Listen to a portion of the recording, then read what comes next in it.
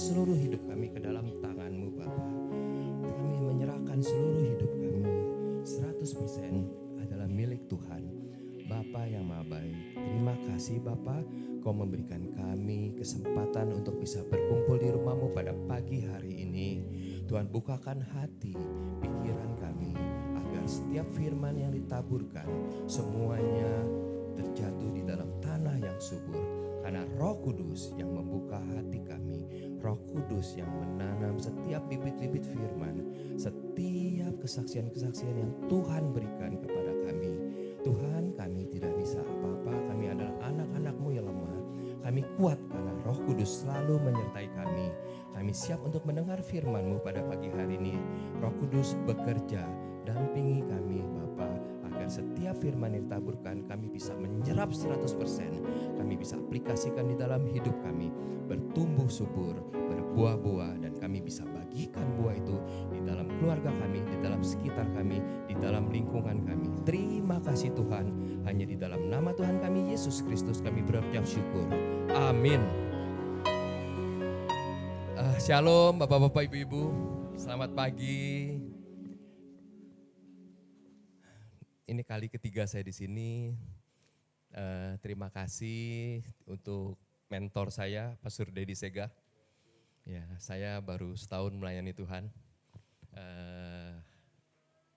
Setahun berarti baru belajar jalan. Tapi di dalam Tuhan, apapun kita harus siap. Amin. Tema saya, memang saya nggak bagikan, saya punya ini, kita konsentrasi aja. Nanti firmannya aja yang paling ditayangkan. Tema saya adalah Allah yang setia dan penuh kasih. Amin. Jadi kita ambil dari firman Tuhan Yesaya 46 ayat 4. Firman Tuhan Yesaya 46 ayat 4.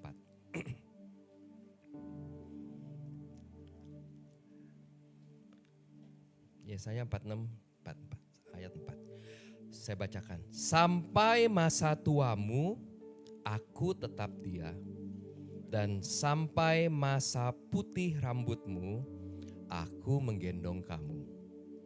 Aku telah melakukannya dan mau menanggung kamu terus. Aku mau memikul kamu dan menyelamatkan kamu. Demikianlah firman Tuhan. Amin. Terpujilah Tuhan Yesus. Bapak-bapak, ibu-ibu yang terkasih dalam Yesus Kristus, itu janji Tuhan. Ya. Sampai putih rambut kita, Tuhan akan terus gendong kita. Amin. Saya digendong Tuhan, saya dilindungi Tuhan. Kalau Tuhan menggendong, artinya apa? Ya, artinya tidak ada satupun yang bisa melukai kita. Kenapa? Karena kita digendong Tuhan. Amin. Kemarin kalau ada yang datang diikuti KKR ya, di FKR kemarin ya, dibuktikan oleh saya digendong Tuhan. Jadi waktu saya tabrakan di Kalimantan tahun 2003 dengan kecepatan 100 adu banteng, jalanan sama Tuhan dari 2 jalanan menjadi 3. Kenapa? Karena tangan Tuhan menggendong saya. Itu pun yang Tuhan katakan di dalam firman ini ya. Tuhan menggendong kita semua anak-anaknya dan Dia akan menanggung kita terus. Ya. Saya tahu hari-hari ini kita semua tahu ya, dunia semakin tidak baik. Ya. Kita semua mengalami masa-masa sulit. Terjadi peperangan, terjadi BBM naik, mungkin sebentar lagi akan terjadi banyak PHK, banyak pabrik-pabrik yang tutup dikarenakan kesulitan bahan baku, dikarenakan transportasi logistik juga mahal. Jadi makin ke depan kita akan semakin mengalami kesulitan. Memang ya, Tuhan menggendong, tapi Tuhan tidak menjanjikan bahwa jalan ke depan itu selalu mulus ya. Tapi yang kita harus pegang apa? Tuhan menggendong kita ya. Tuhan itu tetap setia dan penuh kasih ya. Kesetiaan tidak pernah berubah. Kita manusia yang kadang-kadang kita mempunyai pikiran yang lain, tapi Tuhan tidak pernah meninggalkan kita. Nah, sekarang kita lihat ya. Adakah seseorang, dengan judul tema saya tadi Allah yang setia dan penuh kasih, kita tahu Allah itu setia dan penuh kasih. Ya. Adakah seseorang yang mau berkorban untuk orang lain seperti Tuhan mau berkorban nyawanya bagi kita? pertanyaannya. Ya. Oh Pak, ada, karena ada hubungan keluarga. Karena dia ayah saya, karena dia ibu saya mau berkorban buat dia. Ya. Atau saya mau berkorban karena apa? Karena saya mau punya hubungan timbal balik. Saya menolong kamu, kamu nolong saya. Ya. Ada permintaan tambahan, ada subject to. Ya. Ya. Saya mau menolong, tapi kamu tolong saya nanti ya. Atau kita di bawah tekanan, kita diancam. Kamu tidak tolong saya, awas ya besok ya. Anak-anak sekolah kita dibully, kamu nggak nolong saya contekan, awas ya besok ya. Atau ya kita mengharapkan ada imbalan tertentu. Jadi kita mau berbuat baik karena apa? Karena kita mengharapkan adanya imbalan. Tidak, itu berbeda dengan Tuhan, Bapak-bapak, Ibu-ibu. Ya. Tuhan itu dia tidak meminta imbalan apapun. Ya. Tuhan hanya meminta ya dua, hukum yang terutama dan hukum yang utama. Kasihilah Tuhan Allahmu dengan segenap hatimu, dengan segenap akal budimu. Yang kedua apa?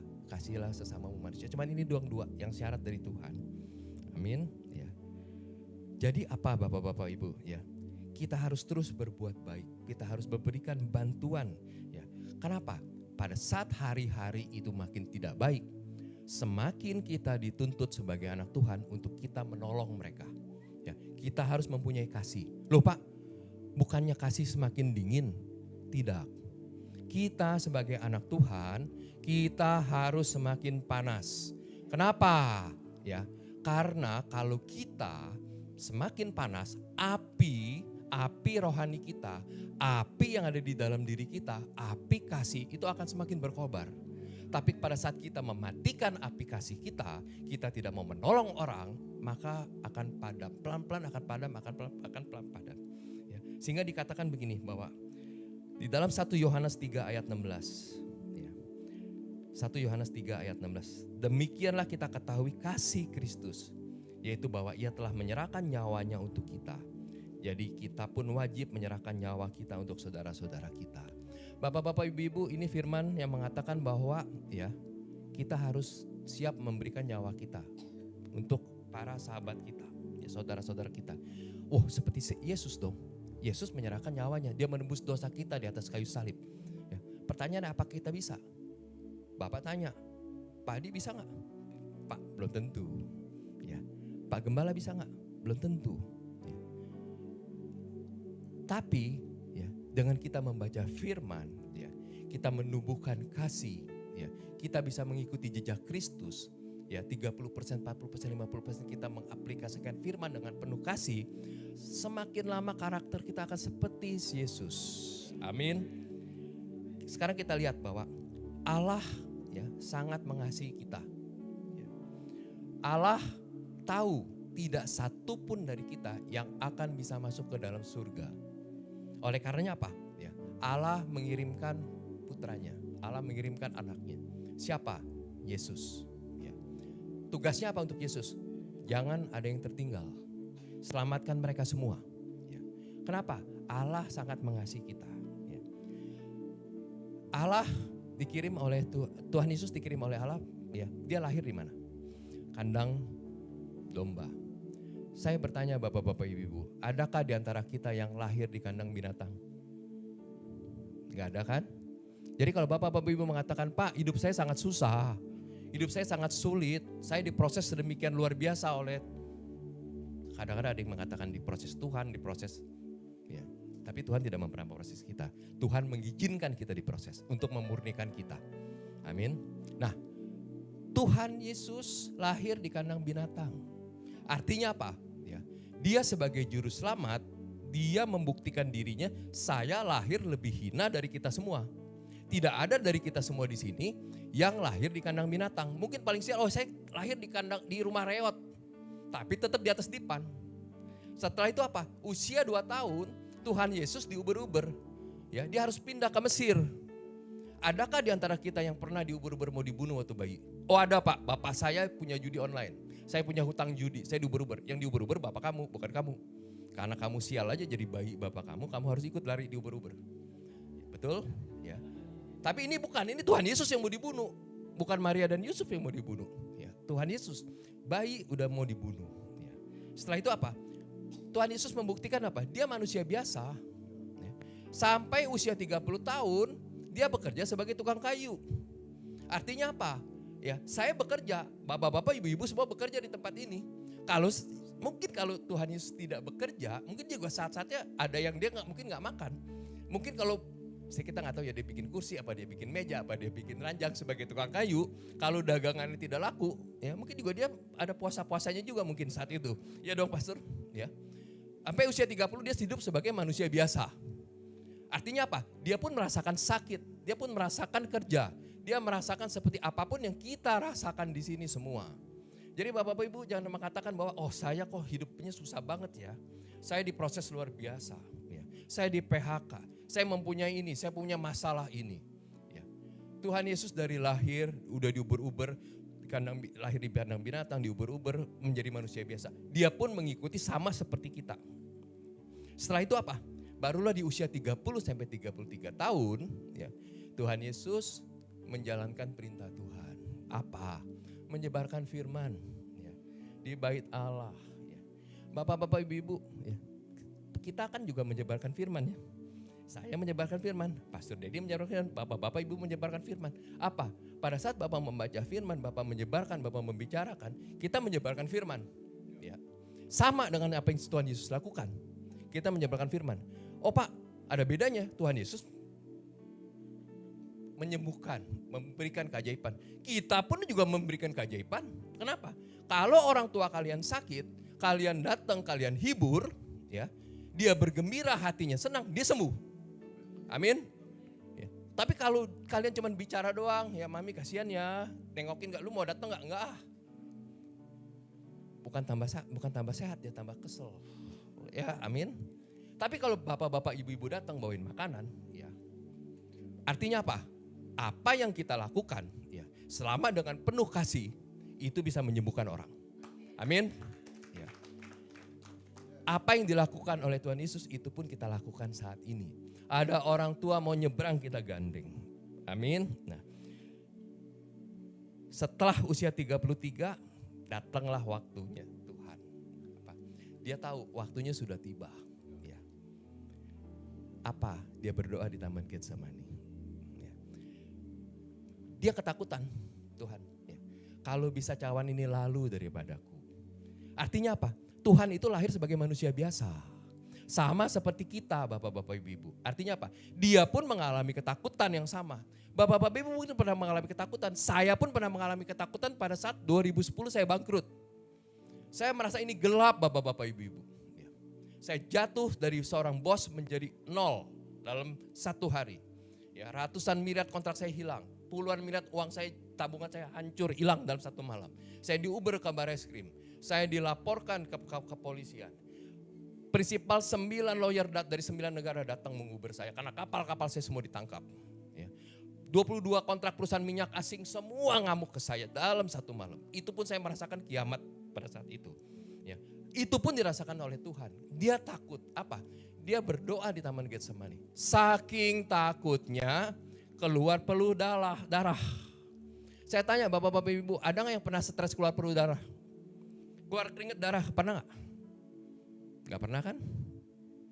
Saya juga waktu stres banget gak keluar darah. Waktu saya ngalamin kemarin itu kejadian tahun 2010, saya gak keluar darah. Tapi Tuhan Yesus keluar darah. Artinya apa? Stres tingkat tinggi. Stres yang sangat dia takutkan karena apa? Dia tahu ya, penebusan dosa harus dengan darah. Ya, dia tahu apa siksaan yang dia akan terima. Apa penderitaan yang dia akan terima. Ya. Nah, Bapak Ibu, ya. Itu kan dikatakan juga Bapak bahwa dalam Ibrani 9 ayat 22, ya. Dan hampir segala sesuatu disucikan menurut hukum Taurat dengan darah, dan tanpa penumpahan darah tidak ada pengampunan. Ya. Nah, artinya apa Bapak Ibu? Ya. Tuhan Yesus takut. Tiba saatnya dia harus menjalani apa? Penderitaan itu. Pernah nonton filmnya kan Yesus? Ya. In Christ. Aslinya pasti lebih mengerikan daripada itu. Itu gak ada apa-apanya. Kita nonton itu pasti nangis, saya tiap nonton pasti nangis. Ya. Aslinya pasti mungkin 5 kali, 10 kali lipat lebih mengerikan daripada film itu. Saya tanya Bapak Ibu, keluar gak kata-kata kutuk sumpah dari Tuhan Yesus? Pada saat dia disiksa luar biasa. Tidak ada satupun keluar kata-kata kutuk dari mulutnya. Yang keluar apa? Bapak ampuni. Jadi Bapak Ibu ya, kalau Bapak Ibu disakiti, ya, yang saya bilang dari bahwa masa-masa ke depan ini makan sulit. Mungkin ada orang-orang yang minjem uang kita belum bisa mengembalikan. Ya, mungkin ada teman-teman kita, sahabat kita yang meminjam dari kita karena apa? Dia butuh. Dia butuh, kalau tidak kita tolong, dia akan mengalami masalah yang sangat sulit. Ya, kalau kita tidak menolong dia, mungkin dia mati. Kenapa? Dia tidak bisa berobat. Ya. Jadi kita sebagai anak Tuhan, kita harus berdiri di garis paling depan. Apa? Sebarkan kasih. Ya. Seperti yang Tuhan Yesus lakukan. Apa? Pada saat dia disiksa begitu luar biasa, pada saat dia disakiti, yang keluar dari mulutnya apa? Ampuni Bapak, karena mereka tidak tahu apa yang mereka lakukan. Bukan kata kutuk, bukan kata-kata sumpah serapah. Gak keluar satu kata pun Bapak-bapak, Ibu-ibu. Kemudian apa yang terjadi? Ya, disalib. Kita tahu salib zaman Romawi apa? Kutuk. Sangat terkutuk orang yang disalib. Ya, kalau gak jahat-jahatnya luar biasa, gak akan disalib. Di kiri penjahat, di kanan penjahat. Yang satu mengolok-olok Tuhan Yesus. Kalau kamu memang anak Tuhan, turun dong. Yang satu lagi bilang, kalau kamu datang sebagai raja, ya, ingatlah aku. Artinya apa? Ya, apa yang Tuhan jawab?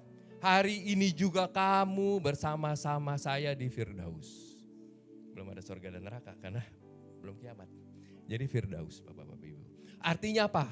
Ya, semerah darah dosa kita apapun, pada saat kita bertobat dengan sungguh-sungguh, ya, saat itu juga putih Tuhan ampuni. Amin. Jadi jangan mengatakan bahwa, oh saya tidak layak, saya orang berdosa, ya, saya pembunuh, saya penipu, saya perampok, saya tidak layak. Tuhan tidak mungkin menyelamatkan saya. Bullshit. Kenapa? Ya, Tuhan datang untuk menyelamatkan orang berdosa. Tuhan tidak datang untuk orang benar. Amin. Jadi serahkan hati kita kepada Tuhan. Bertobat sungguh-sungguh. Ya, minta pengampunan. Sebarkan kasih. Ya, maka Tuhan mengatakan, hari ini juga kamu bersama-sama saya di Firdaus. Ya.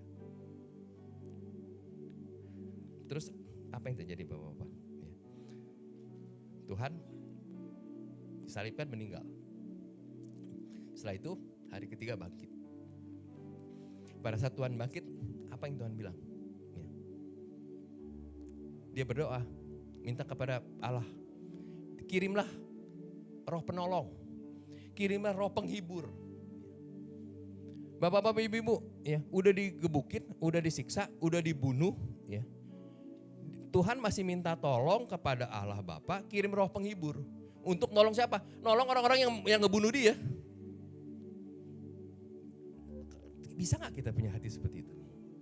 Ya, kita sudah dibunuh sama orang yang, ya, kita masih bilang, Tuhan ampuni dia gak tahu salahnya apa. Tuhan tolong Pak, ini orang-orang yang ngebunuh saya masih pada hidup nih. Tolong dong kirim Roh Kudus untuk hibur dia.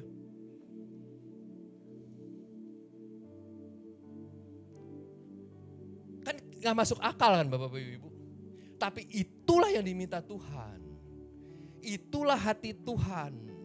Bapak-bapak Ibu. Hati yang penuh kasih. Ya. Allah kita tuh Allah yang setia, Allah yang penuh kasih, itu yang dia minta. Dia berdoa sama Allah, kirimkan Roh Kudus untuk menolong manusia, untuk menghibur manusia. Ya. Setelah 40 hari, ya, saatnya Tuhan naik ke atas. Apa yang terjadi? Ya. Apa yang Tuhan katakan? Ya. Di dalam Yohanes 14 ayat 2 dan 3. Di rumah Bapakku banyak tempat tinggal. Jika tidak demikian tentu aku mengatakannya kepadamu. Sebab aku pergi ke situ untuk menyediakan tempat bagimu.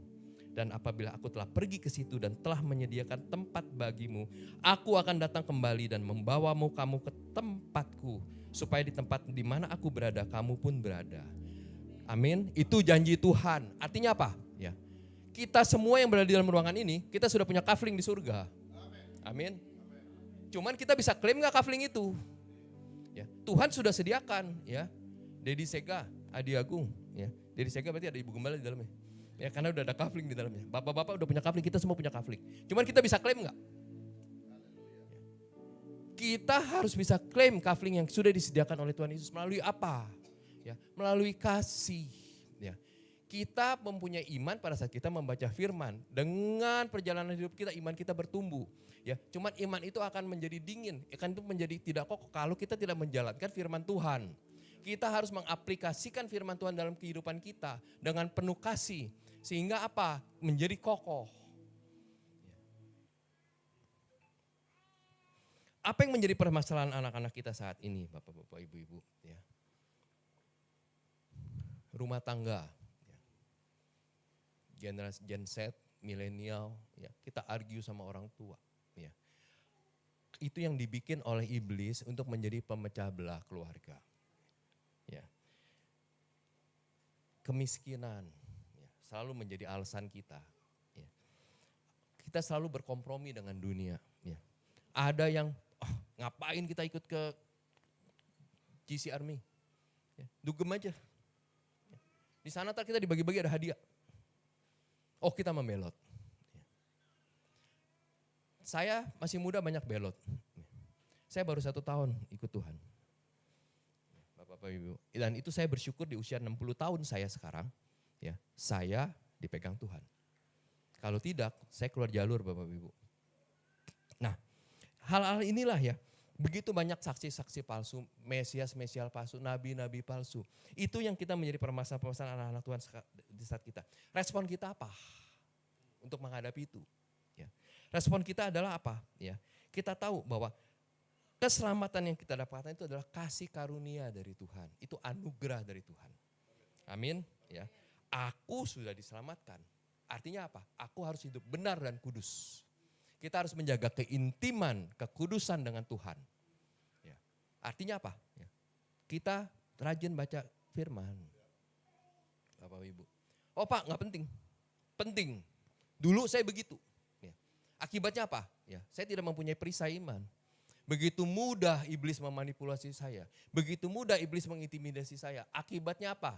Ya, saya jahat kepada istri, saya jahat kepada anak-anak. Kenapa? Ya, karena saya tidak mempunyai perisai iman. Saya tidak pernah membaca firman. Tapi sekarang saya tahu itulah perisai saya. Ya, dengan saya membaca firman, saya menjadi intim dengan Tuhan. Saya lakukan, saya melayani di garis bawah, di grassroots, di orang-orang miskin, di gembel-gembel saya datang, saya melayani. Disitulah saya tahu, disitulah adanya Tuhan. Kenapa? Karena Tuhan tidak pernah meninggalkan mereka. Tangan Tuhan selalu ada di mereka. Amin. Ya. Ada damai sejahtera, ada kasih yang kita rasakan, ada sukacita. Bapak-bapak Ibu, itu yang saya ingin kita semua yang ada di dalam ruangan ini. Sebarkan kasih, Bapak-bapak. Bagaimana kasih itu bisa timbul? Ya. Otomatis kan pusatnya di mana? Hati ya, Bapak-bapak Ibu.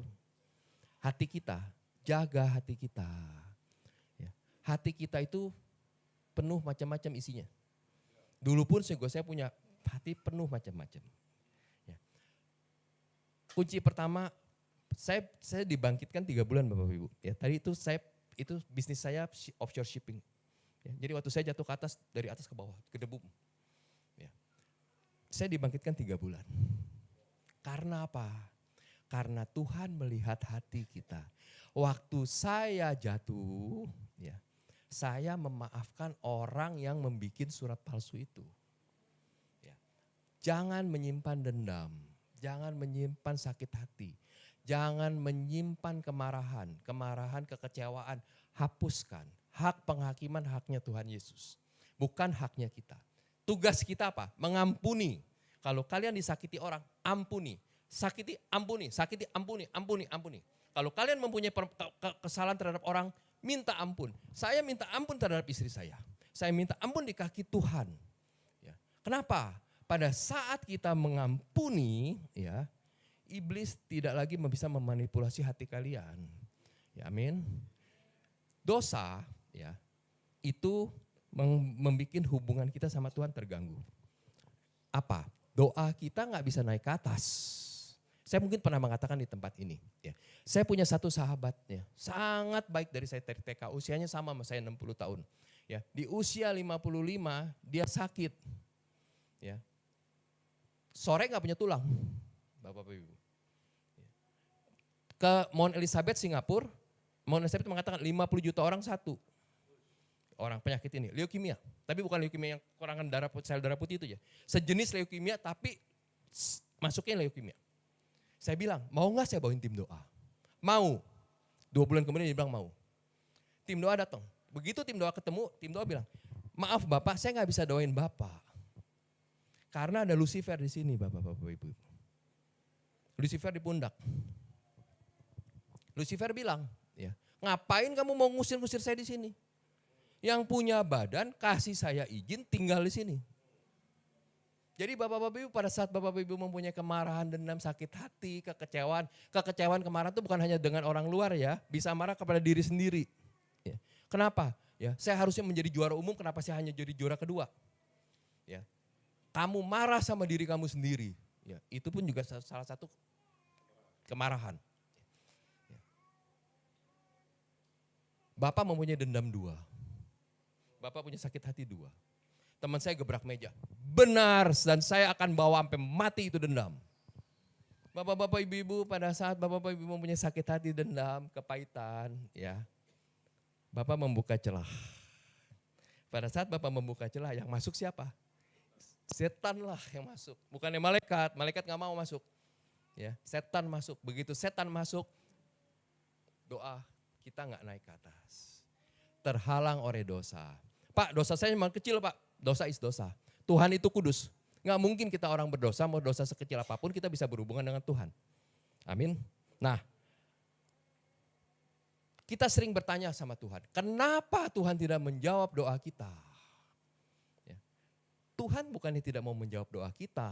Tuhan nggak melihat dan mendengar doa kita. Kenapa? Karena ada dosa. Bapak, Ibu, ya. Bagaimana caranya supaya dosa itu bisa hilang? Tuhan cuma minta satu, Tuhan gak minta macam-macam, ampuni. Ya. Berikan pengampunan, minta ampun. Ya. Pak, itu orang jahat Pak, ya. Harta saya diambil, ampuni. Pak, suami saya diambil, ampunin. Apapun pokoknya yang menyakiti hati kalian, ampunin. Ya. Ampunin. Yang menghakimi Tuhan bukan kita. Ya. Amin. Nah, itu yang paling penting. Bapak-bapak Ibu saya kasih tahu ya, saya melayani di grassroots itu dan di mana-mana. Ya. Iya, di DPR. Ya. Ya, daerah pinggiran rel katanya Pastor Dedi. Ya. Pada saat saya membaca firman, mereka apa luar kepala? Mereka nggak buka gadget, mereka nggak buka Alkitab. Mereka apa luar kepala?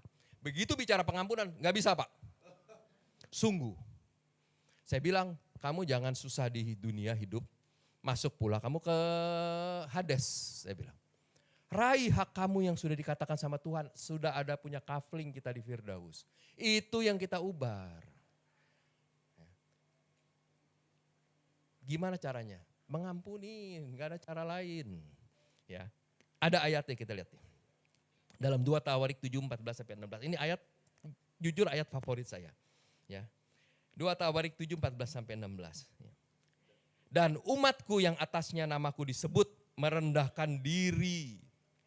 Bapak-bapak ibu pada saat bapak ibu mau memaafkan dan meminta maaf, itu kan merendahkan diri kan. Nggak mudah loh, apalagi hamba Tuhan. Ya. Yang namanya hamba Tuhan yang udah punya jutaan, ya jemaat, belum tentu, nggak mudah. Punya uang triliunan di kas, nggak mudah. Orang yang punya duduk posisi tinggi sebagai presiden atau wakil presiden, menteri, belum nggak mudah. Ya. Tapi di sini dikatakan apa? Merendahkan diri. Artinya apa? Kita mau merendahkan diri, meminta ampun. Oh, sama suami gengsi dong, sama istri gengsi. Itu merendahkan diri. Ya. Berdoa dan mencari wajahku. Artinya apa? Kita bergantung full sama Tuhan. Ya. Jadi waktu bapak-bapak ibu-ibu berdoa sama Tuhan, ya, serahkan sepenuhnya kepada Tuhan. Jangan cuma 70%. Kalau kita masih bergantung sama kemampuan kita, Tuhan gak ladenin. Kamu masih bergantung dengan kekuatan kamu sendiri. Ya. Kamu gak cari aku, kamu gak butuh aku. lalu berbalik dari jalan-jalan yang jahat. Artinya apa? Kita bertobat. Ya, kita bertobat, kita minta ampun, kita merendahkan diri, kita mencari wajah Tuhan, kita bertobat. Apa yang dikatakan Tuhan? Maka aku akan mendengar dari sorga. Bapak-bapak ibu, pada saat kita mengampuni dan minta ampun, penghalang tadi dosa mental. Yang tadinya dia bertahta di dalam hati kita, nggak punya tempat. Cuman satu, apa? Mengampunin. Nggak perlu kasih mobil, nggak perlu kasih kafling. Ya, Tuhan nggak minta itu, nggak minta korban bakaran. Ampunin doang, mental. Teman saya WA tiap hari, oi gila, ngapain lu? Tiap hari saya WA-in. Ya, 2 bulan, 3 bulan kemudian dia bilang, saya bisa ampunin deh. Apa yang terjadi Bapak Ibu? Ya, sakitnya hilang. Besokannya sakitnya hilang. Ya, 100% sembuh. Saya pernah mengatakan kepada Tuhan waktu saya berdoa, Tuhan, kanker itu 2 hal ya Tuhan ya. Satu adalah penyakit turunan, yang kedua adalah penyakit karena kemarahan sakit hati. Tuhan jawab, itu adalah sakit hati kutukan. Bukan turunan. Ke saya ya, saya nggak tahu yang lain-lainnya dapetnya gitu. Ini ke saya ya. Tuhan bilang itu adalah kutukan. Yang punya masalah di atas. Di atas leluhur kita punya masalah, ya, kemarahan, turun. Maka kita bisa bilang bahwa itu penyakit turunan, bukan. Di atas itu punya masalah. Sehingga kutuk itu turun berapa? 7 turunan. Putuskan kutukan. Suami istri doa. Putuskan turun. Kalau enggak turun terus. Kanker darah. Penyakit turunan, bukan. Tuhan ngomong ke saya ya. Itu. Nah, maka aku akan mendengar dari sorga dan mengampuni dosa mereka. Itu kata Tuhan. Yang tadinya kita sudah mengampuni, Tuhan pun mengampuni kita. Kamu mau minta ampun sama saya, ya kamu harus mengampuni orang dulu dong. Bagaimana kamu mau minta ampun sama saya, kamu tidak mau mengampuni orang. Itu yang diminta sama Tuhan. Apa yang dikatakan terus selanjutnya? Serta memulihkan negeri mereka. Artinya apa? Rumah tangga kita dipulihkan. Amin. Ya. Setelah kita diampuni dosa kita, dia pulihkan negeri. Rumah tangga kita dipulihkan, Bapak-bapak, Ibu-ibu. Sekarang mataku terbuka dan telingaku menaruh perhatian kepada doa dari tempat ini. Tadinya mata Tuhan nggak kebuka. Kenapa? Ada dosa. Ya, itu yang tadi Bapak-bapak katakan, kenapa Tuhan tidak menjawab doa saya? Ya, saya sudah berbuat baik, saya sumbang gereja, saya bangun gereja, saya menolong fakir miskin. Ya. Tapi selama kalian ada dosa, kalian buang garam ke laut. Gak ada gunanya. Kenapa? Gak buka mata Tuhan, karena ada dosa. Ya. Sekarang mataku terbuka dan telingaku menaruh perhatian kepada doa dari tempat ini. Sekarang telah kupilih dan kukuduskan rumah ini. Rumah kalian dikuduskan. Ya, setelah mata Tuhan terbuka, telinganya mendengar doa kalian, dia kuduskan rumah tangga kalian, dikuduskan rumah itu. Sekarang telah kupilih dan kukuduskan rumah ini, dan supaya namaku tinggal di situ untuk selama-lamanya. Maka mataku dan hatiku akan ada di situ sepanjang masa. Artinya apa? Tuhan tinggal di dalam rumah kita. Amin. Jadi Bapak-bapak Ibu jangan anggap sepele, saya gak mau. Kemarin itu teman saya gak mau kasih saya contekan, ya anak-anak muda. Ya, saya dendam sama itu anak yang pinter. Ya. Saya kutuk, saya marah, saya gak mau. Jangan. Ya. Jangan kita punya sakit hati ada dendam. Ya. Yang anak-anak muda yang punya masalah dengan orang tua, ampunin. Kalau ada orang-orang tua yang mungkin kadang-kadang karena capek bekerja, terpleset kata-kata, menyakiti hati kalian, ampunin. Untuk orang tua yang pernah menyakiti anak-anaknya, ampunin. Bapak Ibu. Saya juga punya anak 2. Satu usia 31, satu udah usia 27. Saya punya cucu 1. Ya. Kadang-kadang pada saat anak-anak saya mengatakan sesuatu yang menyakiti hati keras, saya tidak marah. Saya berdoa sama Tuhan, apa Tuhan ampuni. Kenapa? Saya tahu, saya takut kenapa? Ini untuk orang tua. Jangan sampai ya kitanya tidak marah, Tuhan yang marah. Ya, karena omongan dari anak itu, supaya tidak turun kemarahan Tuhan terhadap anak kita. Kita harus berdoa untuk anak kita. Tuhan ampunin. Ya. Itu yang saya lakukan hari-hari ini berikut dengan istri saya. Ya. Doa mesbah keluarga itu penting.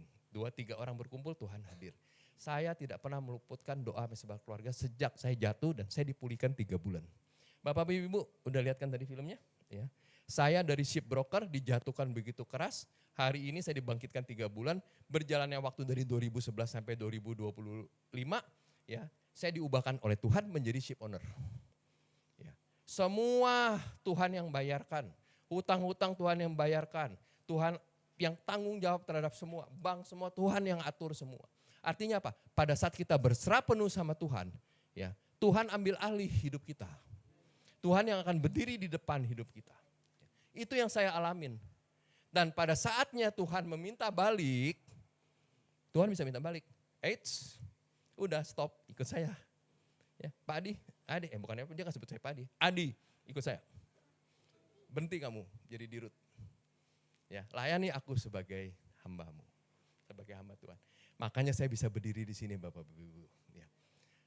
Istri saya bilang, 60 tahun masih usia muda untuk pensiun, tapi tanggal 5 September besok saya pensiun. Full, saya serahkan kepada anak saya. Kenapa? Saya akan melayani Tuhan full. Bapak Ibu, ya. Di saat saya di puncak, ya, saya dijatuhkan ke bawah. Tuhan kembalikan saya 2 kali lipat, ya. Lebih tinggi lagi Tuhan balikan. Setelah itu Tuhan bilang, oke, turun udah. Udah ngerasain, saya ngerasain belum lama. Ya. Saya dipulihkan 100% itu Tuhan lunaskan semua hutang saya.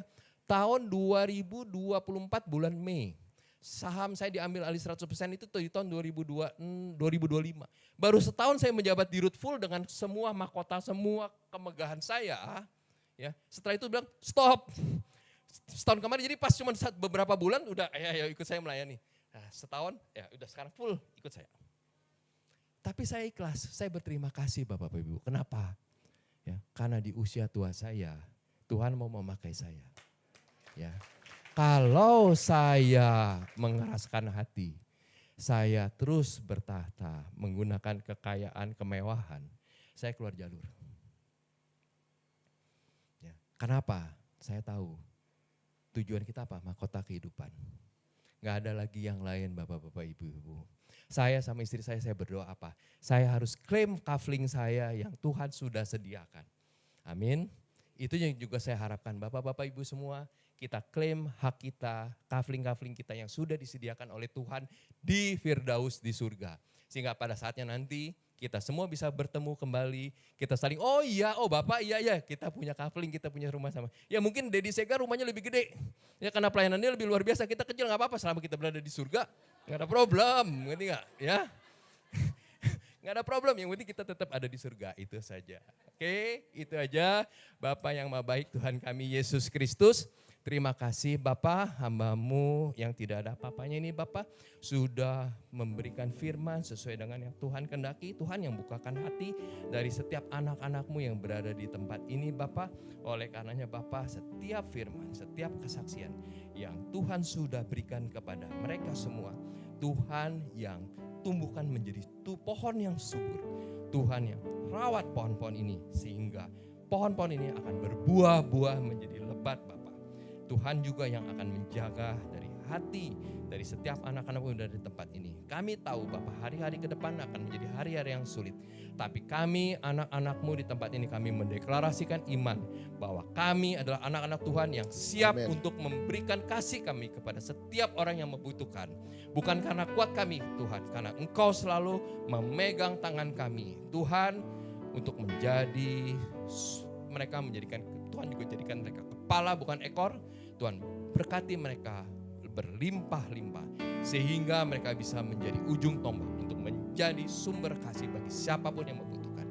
Untuk anak-anak Tuhan yang berada mengalami kesulitan ekonomi Bapak, Tuhan bukakan pintu berkat yang baru.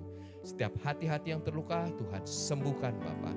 Roh Kudus melawat setiap hati anak-anak-Mu yang berada di tempat ini. Tuhan Yesus, terima kasih Bapak, Engkau juga berikan berkat yang luar biasa untuk Glow Community oleh Bapak Gembala kami Dedi Sega dengan Ibu Gembala, berikut juga seluruh hamba-hamba Tuhan yang melayani di tempat ini. Tuhan tambahkan berkat yang luar biasa. Tuhan tambahkan berkat yang luar biasa. Karena melalui Glow Community ini Bapa, begitu banyak pekerjaan-pekerjaan Tuhan yang mereka kerjakan begitu luar biasa untuk menuai padi-padi yang sudah ranum. Untuk menuai padi-padi yang sudah ranum Tuhan, mereka membutuhkan biaya. Mereka membutuhkan dana. Tuhan bukakan berkat dari barat, timur, utara, selatan, dari setiap sudut untuk membantu Glow Community Bapa, sehingga semua rencana Tuhan diaplikasikan sempurna oleh Pastor Dedi berikut seluruh hamba-hamba Tuhan yang berada di bawahnya. Terima kasih Tuhan, terima kasih. Ampuni hamba-Mu ini apabila ada kata-kata yang salah, apabila yang tidak berkenan Tuhan. Karena hamba-Mu terbatas, hamba-Mu tidak bisa apa-apa. Terima kasih Tuhan, hanya di dalam nama Tuhan kami Yesus Kristus kami berdoa dan mengucap syukur. Amin. Kita berikan tepuk tangan yang meriah buat Tuhan kita. Luar biasa, diberkati, amin Bapak Ibu. Haleluya, semalam kita udah sampaikan terima kasih kepada Pastor Adi, hambanya Pak Adi, sebentar lagi jadi pastor. Puji Tuhan, dan selama 2 malam telah melayani di FKR, dan saya percaya bahwa apa yang kita terima selama FKR itu memberikan kepada kita satu kekuatan bahwa apa yang Tuhan firmankan tidak akan kembali dengan sia-sia Bapak Ibu. 1 tahun dia menikmati pemulihan itu Bapak Ibu Saudaraku Tuhan, tetapi langkah berikutnya adalah langkah yang lebih besar. Kenapa? Karena dia tidak hanya mengerjakan pekerjaan dunia lagi, tapi dia berada pada pekerjaan Tuhan yang besar. Dan saya percaya bahwa setiap kita dipanggil Tuhan untuk terlibat dalam menuntaskan amanat agung.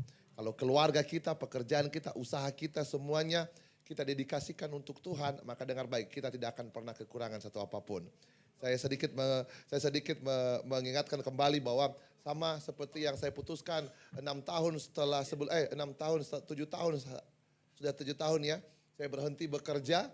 Saya pernah GM di Manhattan, Cambridge, beberapa perusahaan lipo yang saya kerja, tapi saya tinggalkan semuanya itu all out untuk Tuhan.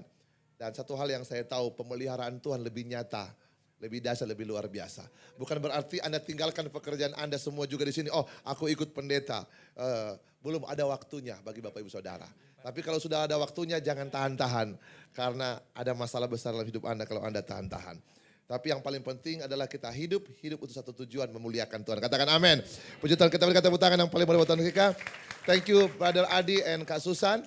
Kak Susan udah makan ceria hari ini karena sudah makan mie aon tadi.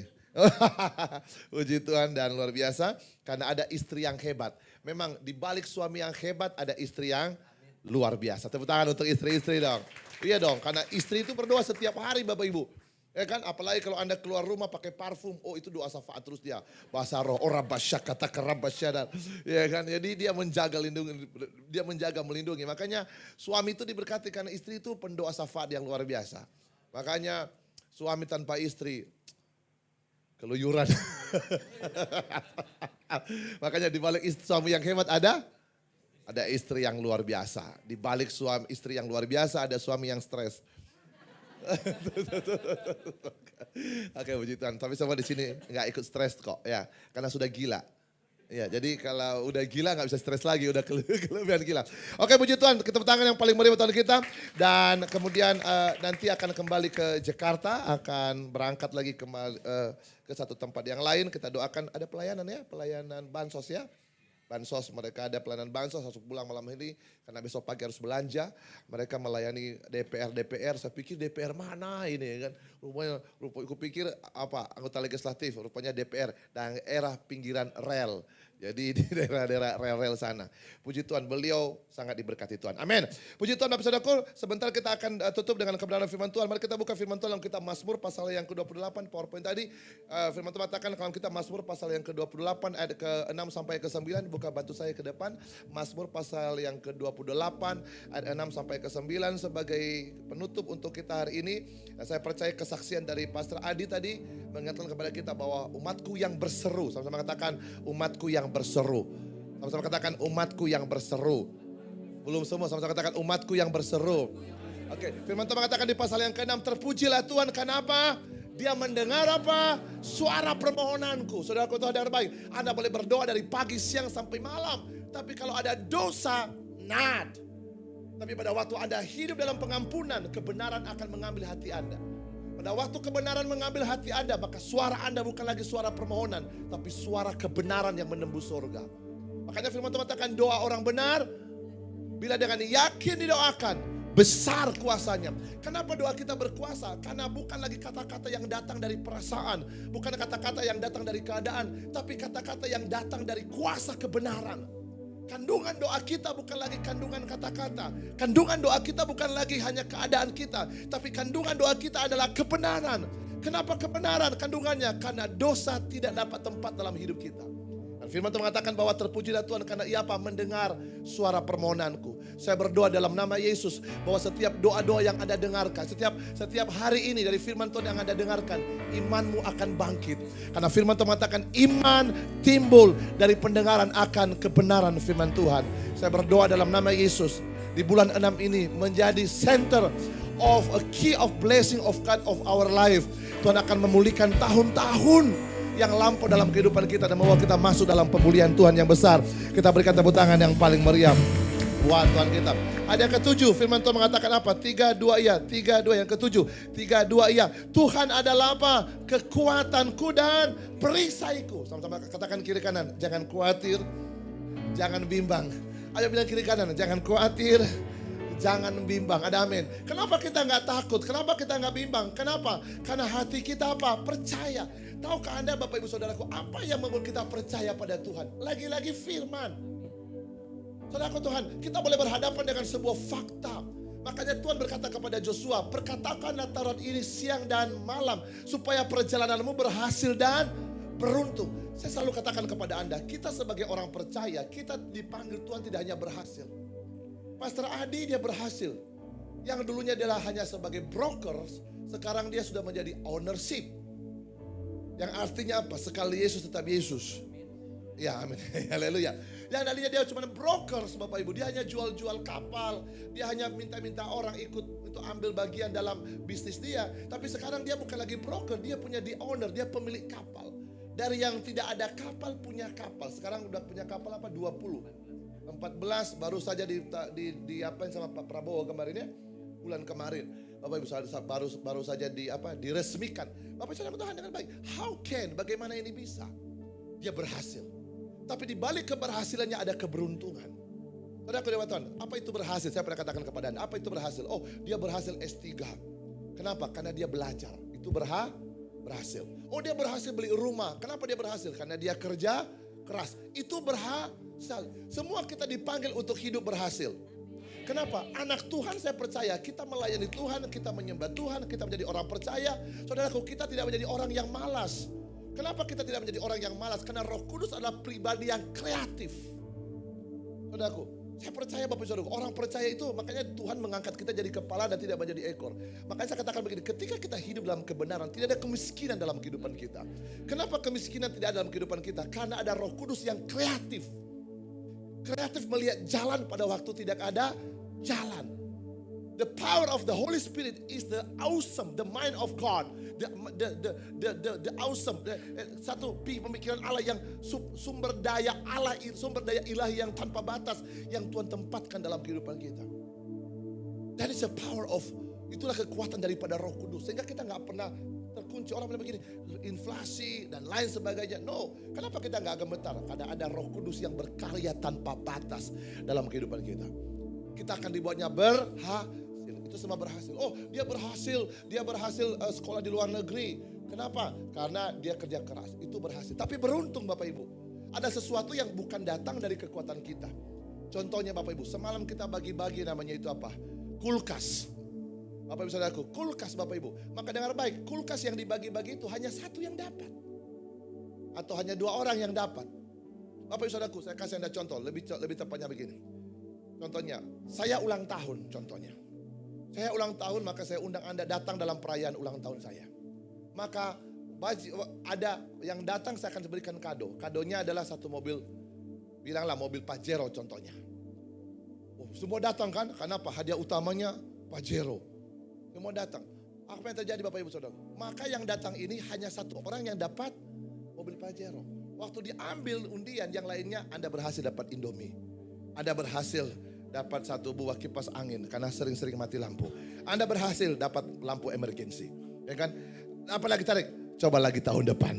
Kalau Pastor Dedi masih hidup. Gitu-gitu. Tapi ada yang satu dapat apa? Dapat, Anda berhasil mendapatkan Pajero. Ya kan? Masih Bania maksudnya. Saudaraku, yang satu itu disebut apa? Berhasil, beruntung. Dia mendapatkan mobil bukan karena dia berusaha. Dia bukan mendapatkan mobil bukan karena dia punya trik-trik. Tapi karena keberuntungan. Tuhan mengatakan bahwa perjalananmu berhasil dan beruntung. Pemusik. Yosua, perjalananmu apa? Berhasil dan beruntung. Sekali lagi, perjalananmu apa? Berhasil dan bas. Perjalananmu apa? Berhasil dan, sekali lagi, perjalananmu apa? Berhasil. Belum semua, bas.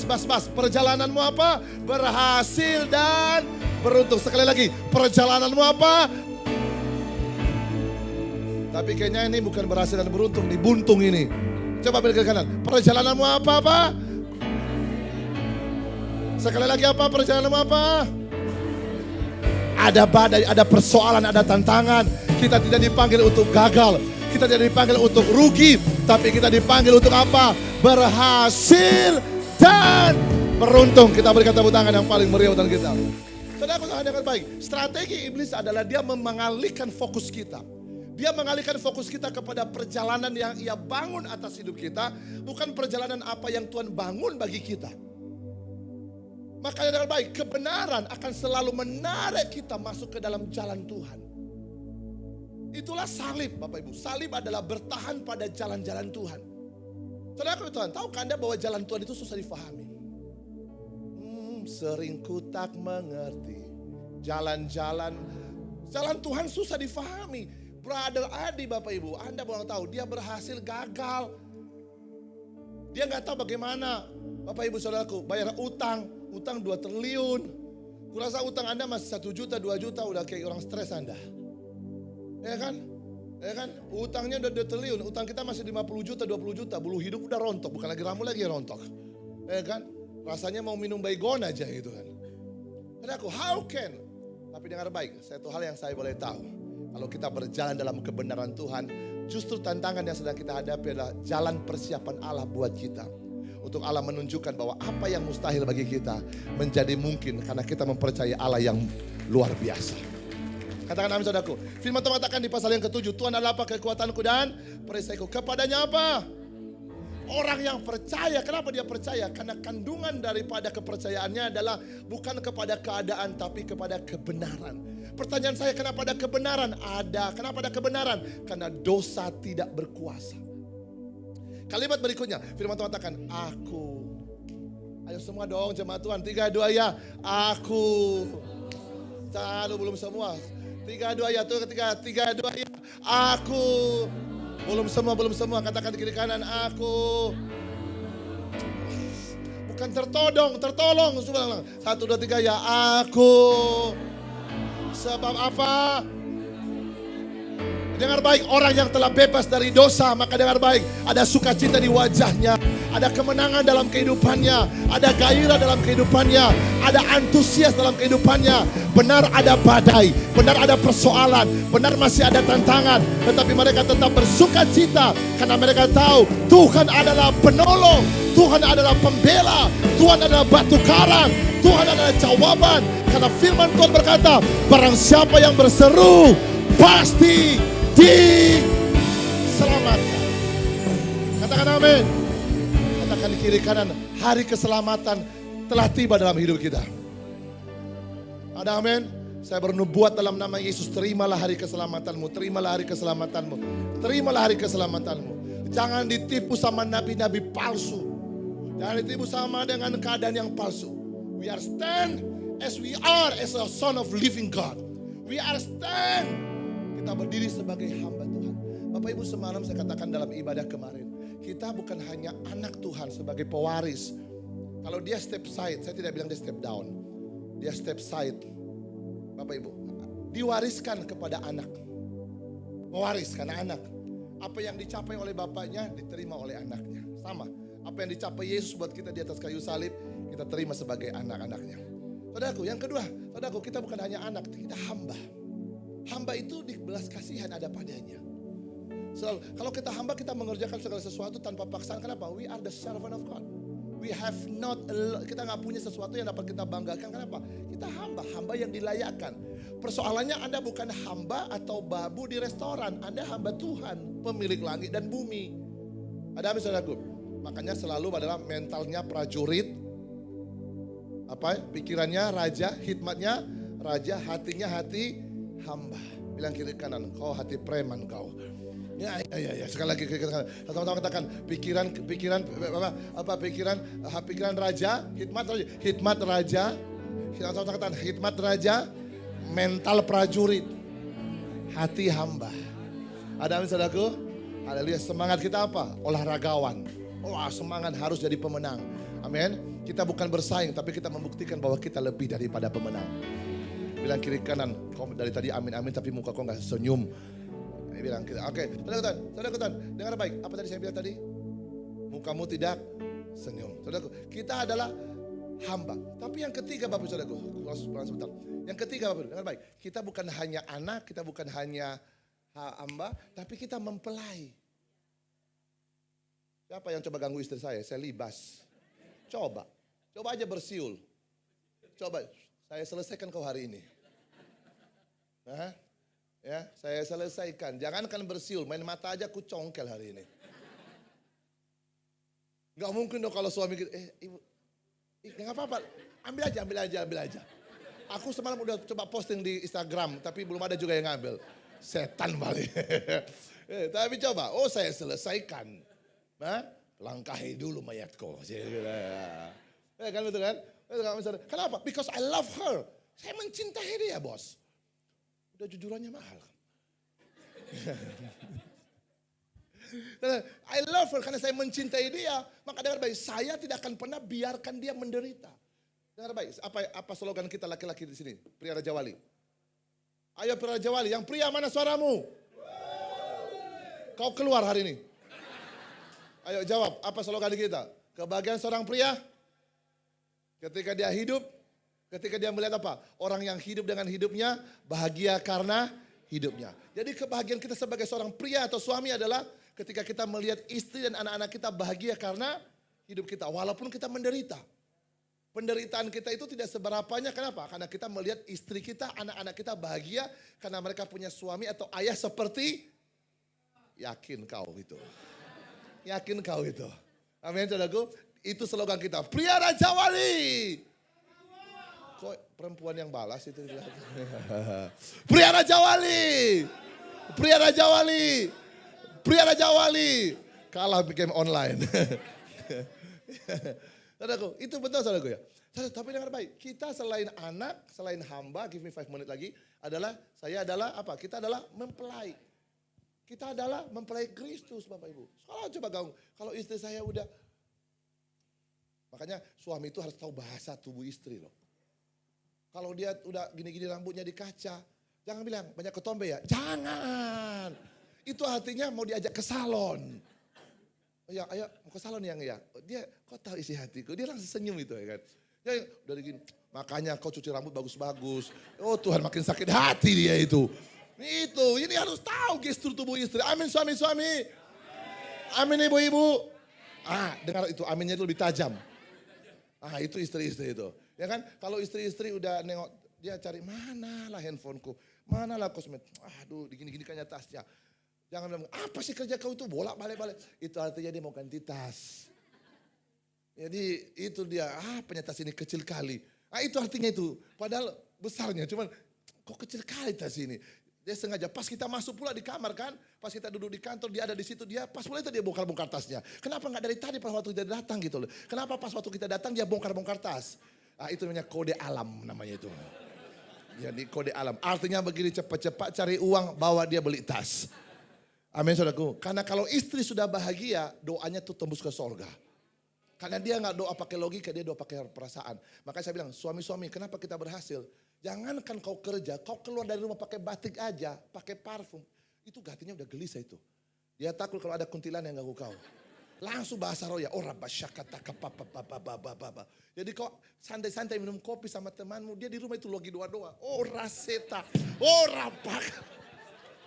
Setiap rojina aku tolak Tuhan. Setiap wewe gombel Tuhan. Haleluya. Dan laki-laki jadi-jadian Tuhan. Karena banyak sekarang laki-laki suka ngendot gitu kan. Oh ini. Wah, iya makanya dengar baik. Kau minum-minum kopi Bapak Ibu. Dia udah gak tenang itu. Seenak apapun di rumah dia nonton TV dia matikan lagi. Karena pas dia buka TV perselingkuhan. Dia pindah lagi ke belakang ya kan. Pas dia tidur terbayang-bayang dia suamiku belum pulang dia tengok jam dak tiduk. Dia gak tenang itu Bapak. Makanya luar biasa. Makanya bagi istri suami-suami yang punya istri maka bahagiakanlah istrimu.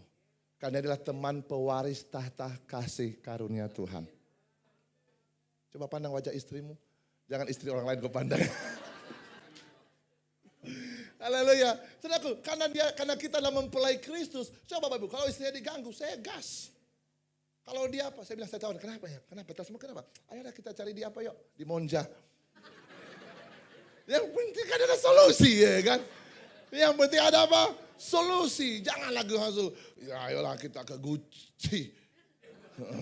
Boleh ke Gucci tapi yang hanya banyak. Jangan yang hanya sama. Kalau hanya satu mahal, tapi kalau banyak dia agak murah sedikit. Gucci gitu. Tahu apa yang membedakan asli, tas asli sama yang palsu? Wah kita kan hamba Tuhan, ya ditahu mana yang asli, mana yang palsu. Bukan karena penglihatan, karena pengalaman. Oh, Pak Gembala tahu handphone saya ini kalau asli atau tas saya ini asli. Enggak, pada waktu hujan terlihat. Kalau hujan itu kalau yang asli dia akan masuk ke dalam. Hujannya. Itu asli. Tapi kalau palsu, hujannya langsung naik ke atas.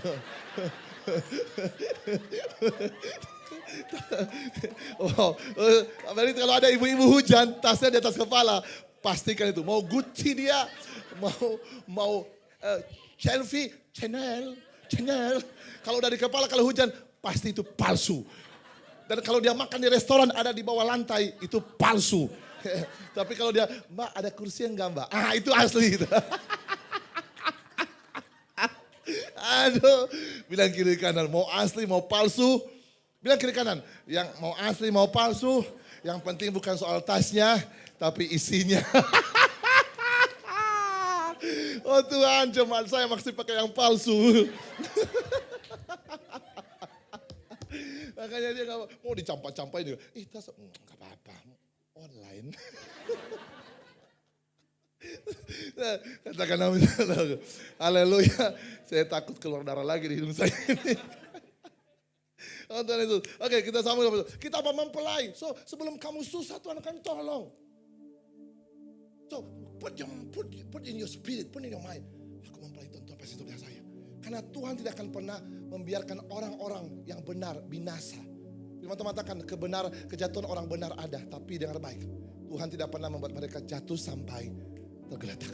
Kita bisa jatuh marah. Siapa sih nggak marah sama istri? Apalagi kalau belanjanya banyak. Nggak ada di sini, di gereja lain kalau saya khotbah.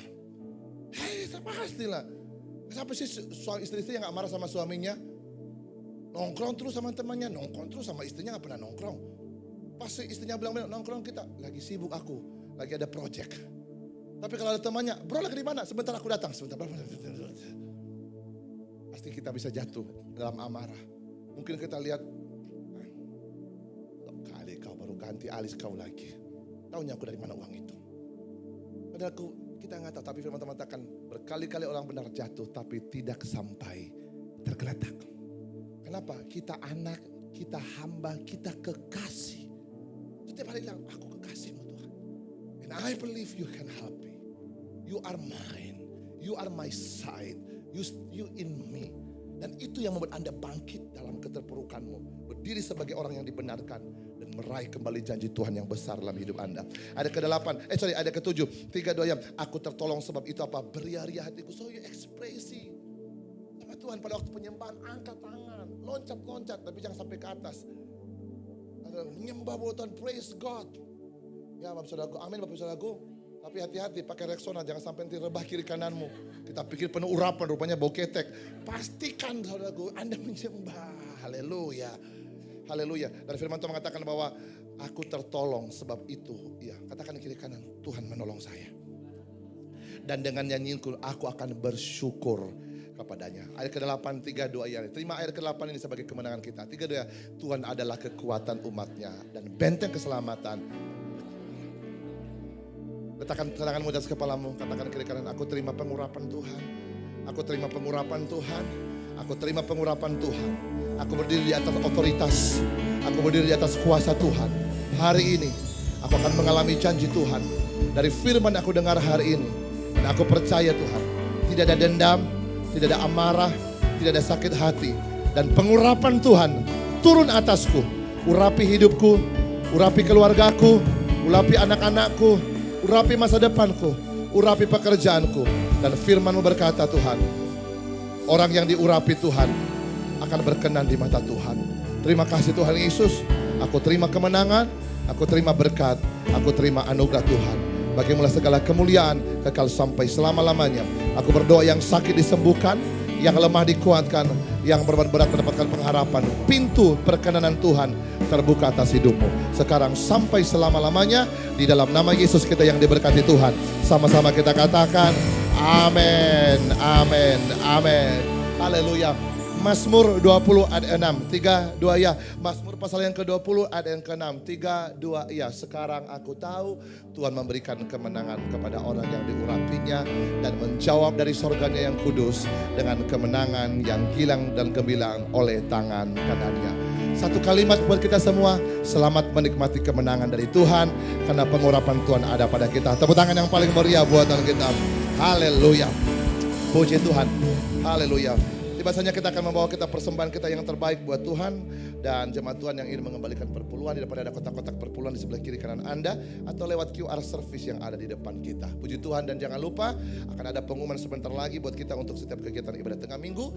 Mari sama-sama kita ikut bersama-sama. Mari kita berdoa. Bapa di surga, terima kasih untuk firman Tuhan yang telah kami dengar. Kami percaya firman-Mu ya dan amin buat kehidupan kami. Kami percaya bahwa firman-Mu meneguhkan iman dan hati kami. Dan saatnya Tuhan kami akan mengekspresikan cinta kami pada Tuhan melalui pekerjaan Tuhan.